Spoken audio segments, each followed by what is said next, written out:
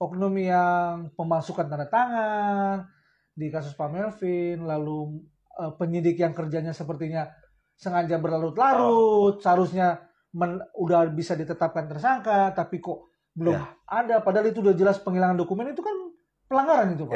Pasti itu melanggar kan, karena ada ketetapannya pastinya kan ya, tidak mungkin sembarangan begitu. Saya rasa para pemirsa juga paham hal itu kan, bahwa dokumen penting perjanjian bank dengan klien kan, dengan nasabah, itu hal yang sangat penting. Gitu ya. Jadi gini Pak Kris, saya optimis itu bisa terjadi apabila aparat kepolisian, terutama Polda Sulawesi Utara, bekerja secara profesional.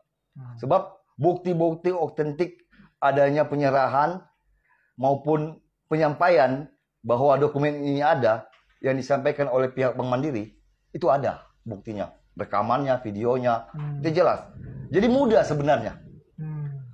Sangat-sangat mudah bagi. Jadi sebenarnya kasus Pak Melvin ini terang benderang ya? Harusnya terang benderang. Hanya saja saya melihat ada oknum-oknum yang sudah tidak profesional, sehingga agak bengkok-bengkok, agak lambat jalannya.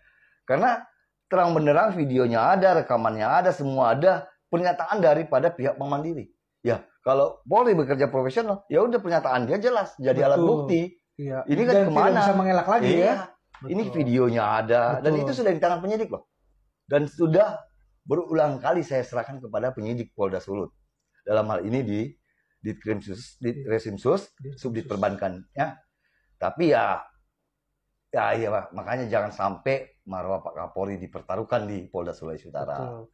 Jadi kepada para petugas atau pejabat tinggi di Polda Sulut, khususnya, mari kan atensi Kapolri sudah jelas untuk menuntaskan kasus ini ya. Kasusnya Pak Melvin sudah mendapat atensi dari Pak Kapolri Listio Sigit Prabowo. Nah, sedikit kembali lagi ke kasus Sambo, Pak Melvin puas nggak? Nah, dengan putusan pengadilan? Berapa tahun dengan beberapa pelaku nih? Jadi gini ya, kalau kita bilang puas tidak puas, kecewa tidak kecewa, ya pasti kita kecewa tidak puas ya. Karena ini kehilangan nyawa. Betul. Yang betul-betul menghilangkan nyawa seseorang. Itu hak asasi loh, yang hanya mungkin itu bukan milik kita, itu milik yang maha kuasa. Betul. Yang diambil oleh dengan sengaja mengambil nyawa orang lain. Itu saya kira sangat tidak puas. Dan putusan untuk Eliezer atau tuntutan untuk Eliezer menjadi kita pesimis dengan kinerja kerja daripada kejaksaannya. Ya, betul. Dalam menuntut Eliezer yang seorang justice kolaborator yang harusnya dilindungi, sekarang nyawanya terancam. Sekali lagi saya ingin ingatkan bahwa masyarakat dengan adanya kejadian kasus putusan ini, tuntutan ini akan jadi takut untuk menjawab jujur. Oke. Bahkan menjadi Mr. Blower atau justice kolaborator ya. Masyarakat akan menjauhi hal itu. Betul. Jadi ini harus menjadi perhatian daripada penggiat keadilan maupun para jaksa, hakim, kepolisian. Ini harus jadi PR khusus ya. Karena secara otomatis dengan kasus ini, kejadian ini, masyarakat akan takut. Sekarang aja udah takut. Pak Kris tahu kan, mau dipanggil orang jadi saksi hindar. Apalagi menjadi justice kolaborator atau dalam kasus besar. Bahaya kan? Betul. Itu mesti jadi. Jadi menurut Pak Kelvin nih, seharusnya hukuman dijatuhkan pada Eliezer berapa? Ya, setidaknya dia mendapat hukuman. Ya, kalau tidak dihukum ringan, dibebaskan lah. Karena kalau tanpa Eliezer, ini kasus tidak terungkap berarti. Tidak akan terungkap. Iya, jelas tidak terungkap. Karena dari video kan sudah hilang ya? Oh iya, semua udah hilang. Semua udah hilang ya? Iya. Dan gampang saja kalau Eliezer bilang dia menembak, selesai. Berarti Ferdy Sambo tidak tertangkap. Iya, tapi ya tidak apa-apa. Semua itu, proses hukum itu harus diperbaiki. Saya berharap negara hadir untuk melindungi masyarakatnya. Jangan negara hadir untuk menjolimi masyarakatnya. Tapi ya, untuk itu saya kira Pak Presiden harus turun tangan dalam penegakan hukum. Artinya Pak Presiden, dalam ini Pak Jokowi, turun tangan artinya memberikan atensi khusus juga. Betul, menjadi perhatian khusus ya. Iya. Lalu mungkin juga berkomentar mengenai kenapa Eliezer bisa 12 tahun, begitu Pak ya. Supaya kedepannya bagaimana ini Pak? Ya, jadi gini, Iya, Pak bagaimana Kris. Pak? Saya ini bukan orang hukum. Saya sekolah bukan hukum dan bukan orang hukum. Tapi sebagai masyarakat awam melihat saja sudah merasa tidak ada keadilan. Ya. Apalagi orang hukum. Mungkin orang hukum lebih mengerti itu. Lebih mengerti. Tapi saya pencari keadilan, berusaha mencari keadilan. Saya jujur saya harus berterima kasih sebesar-besarnya buat Pak Kapolri, ya. Pak Jenderal Listio Sigit Prabowo. Ya. Karena beliau itu orang baik, orang jujur, yang berusaha untuk memperbaiki citra marwah kepolisian. Hanya saja oknum-oknum di bawahnya ini yang banyak melakukan penyelewengan-penyelewengan. Sehingga mungkin satu harapan saya, Pak Kapolri, Pak Jenderal Listio Sigit harus mengambil tindakan tegas sehingga mengurangi pembangkangan daripada oknum-oknum tersebut. Ya. Nah, dalam kasus Bapak sendiri kira-kira deadline-nya bagaimana nih Pak?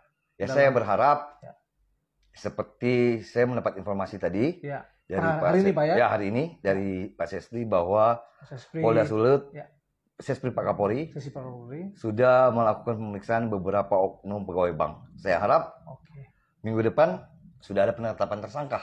Karena sudah sebulan lebih penyidikan belum ada tersangkanya. Kan aneh kan? Jadi kan kalau sudah dikatakan penyidikan berarti sudah ditemukan ada tindak pidana.